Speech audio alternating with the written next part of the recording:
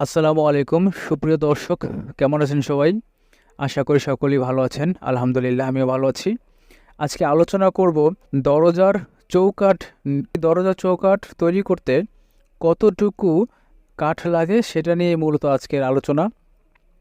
তো একটি দরজা কিন্তু তৈরি করতে আপনার যতটুকু কাঠ লাগে সেটাই আজকে এই ভিডিওতে আপনাদেরকে জানাবো। তো প্রথমত জানতে হবে যে একটি ফ্ল্যাটের মেইন যে দরজার চৌকাঠ হতে পারে 42 ইঞ্চি, যেটা বড় সাইজ, এবং রুমের দরজার চৌকাঠ 39 ইঞ্চি, রান্নাঘরের চৌকাঠ 36 ইঞ্চি এবং বাথরুমের চৌকাঠ 30 ইঞ্চি। তো এই চৌকাঠগুলো আসলে বাহির বাহির মাপ, যে সাইজগুলো আমি বললাম, এবং এই চৌকাঠগুলোতে যে কি পরিমাণ কাঠ লাগে সেটি আজ আলোচনা করব। স্ক্রিনে এখন যে চৌকাঠটি দেখতে পাচ্ছেন, এটি আমরা ধরে নেই যে ফ্ল্যাটের মেইন ডোর। সো 42 ইঞ্চি বাহির বাহির মাপ। আর একটি চৌকাঠ 84 ইঞ্চি অর্থাৎ 7 ফিট কিন্তু লম্বা হয়ে থাকে। তো এই 7 ফিট লম্বা অর্থাৎ 84 ইঞ্চি, দেখুন আমরা এখানে হিসেব লিখেছি যে লম্বায় হচ্ছে 84 ইঞ্চি। এই যে দেখুন, লম্বায় 84 ইঞ্চি আছে। আর এখন আমরা যে কীভাবে হিসাব করবো, যে স্ক্রিনে দেখতে পাচ্ছেন যে চৌকাঠটি, এখন দুই পাশের দুইটি কাঠ 84 ইঞ্চি করে, এবং উপরে যে কাঠটি আপনি দেখতে পাচ্ছেন সেটাই হচ্ছে 42 ইঞ্চি। তাই এই চৌকাঠটির বাহির বাহির মাপ 42 ইঞ্চি হয়েছে। আপনি লক্ষ্য করুন আপনি কিভাবে এই চৌকাঠি হিসাবটি করবেন, সেটা আমি এখানে লিখে রেখেছি আগের থেকেই, অল্প সময় যাতে এই কাজটি হয়ে যায়।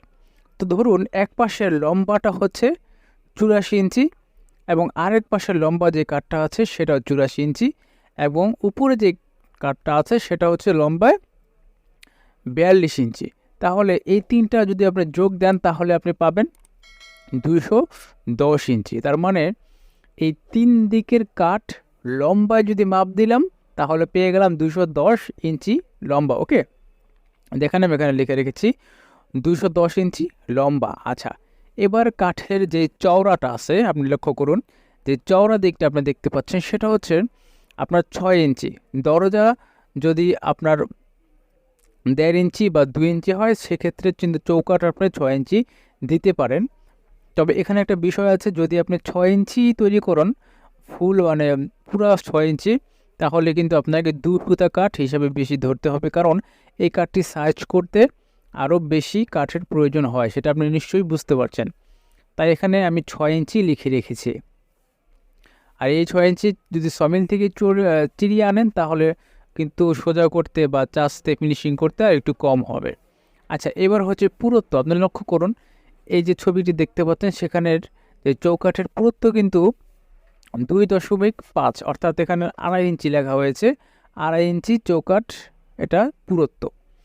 তাহলে এই চৌকাঠির পুরো মাপটা আমরা এখানে লিখে রেখেছি, পেয়ে গেলাম যে 210 ইঞ্চি লম্বা, 3 টুকরা কাঠ 3 দিকের, আর চওড়া 6 ইঞ্চি, আর পুরুত্ব আছে 2.5 ইঞ্চি। ওকে, এবার আমরা জানবো যে কোন সূত্রের মাধ্যমে আমরা হিসাবটি করব। ঠিক আছে, সূত্রটি হচ্ছে এমন যে লম্বা মাপটা আপনি ইঞ্চিতে রাখবেন, ইন্টু চওড়া মাপটা ইঞ্চিতে রাখবেন, ইন্টু পুরুত্ব মাপটা ইঞ্চিতে রাখবেন। ওকে, তারপর আপনি কি করবেন, ভাগ দিবেন 1728 দিয়ে। তারপরেই কিন্তু আপনি কত সিএফটি কাঠ লাগলো সেটা কিন্তু আপনি পেয়ে যাবেন। এবার আসুন হিসাবটা করি, কিভাবে আপনি এই হিসাবটি করবেন। যেমন লম্বায় আমরা পেলাম 210 ইঞ্চি ইন্টু 6 ইঞ্চি চওড়া ইন্টু 2.5 ইঞ্চি পুরুত্ব। এবার এটাকে দেখুন সমান সমানে ক্লিক করলে ফলাফল পাবেন 3150। এই 3150কে যদি আপনি 1728 দিয়ে ভাগ করেন তাহলে আপনি পাবেন 1.82, অর্থাৎ 1 সেফটি 82 পয়েন্ট কাঠ। তো এখানে ছবিতে যে আপনি দেখতে পাচ্ছেন চৌকাঠটি, সেই চৌকাঠটি মূলত এই 1.82 ইঞ্চি কাঠ ব্যবহৃত হয়েছে রানিং সিএফটি, অর্থাৎ 1.82 ইঞ্চি ব্যবহৃত হয়েছে। যদি আপনি এইটাই নিতে চান এই সাইজে তাহলে আর একটু বেশি কাঠে আপনাকে হিসাবটা করতে হবে। তো এটাই ছিল হিসাব। আর সবসময় তো আপনি এভাবে খাতায় লিখে হিসাব করবেন না, নিশ্চয়ই আপনার এখন সব মোবাইলে ক্যালকুলেটর আছে বা আমাদের সবাই ক্যালকুলেটর রয়েছে। সো ক্যালকুলেটরের মাধ্যমে কীভাবে আপনি হিসাবটি করবেন সেটি দেখে দিচ্ছি খুব সহজেই। 84 যোগ 84 যোগ 42 সমান সমান দেখুন 210 ইঞ্চি।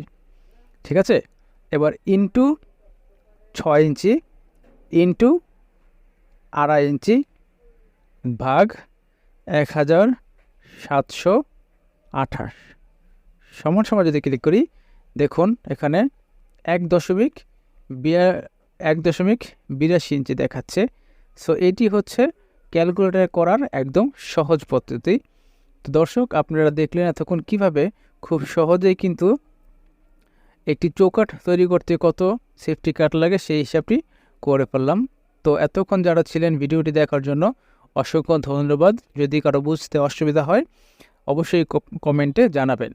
আর এখানে যে সূত্রটি দেখানো হয়েছে এর ছাড়াও কিন্তু অন্যান্য সূত্রেও সাইজ কাটের হিসাব করা যায়। আমার এই চ্যানেলে অলরেডি সাইজ কাটের কিন্তু একটি ভিডিও রয়েছে এবং গোল কাছের একটি ভিডিও রয়েছে, চাইলে আপনারা সেই ভিডিওটি দেখতে পারেন। এই চ্যানেলের অন্যান্য ভিডিও, এই চ্যানেলে গুরুত্বপূর্ণ আরও অনেক ভিডিও রয়েছে, চাইলে সেগুলোও দেখতে পারেন। অবশেষে বলবো ভিডিওটি ভালো লাগলে বা ইনফরমেটিভ মনে হলে অবশ্যই সাবস্ক্রাইব করবেন এবং শেয়ার করতে ভুলবেন না।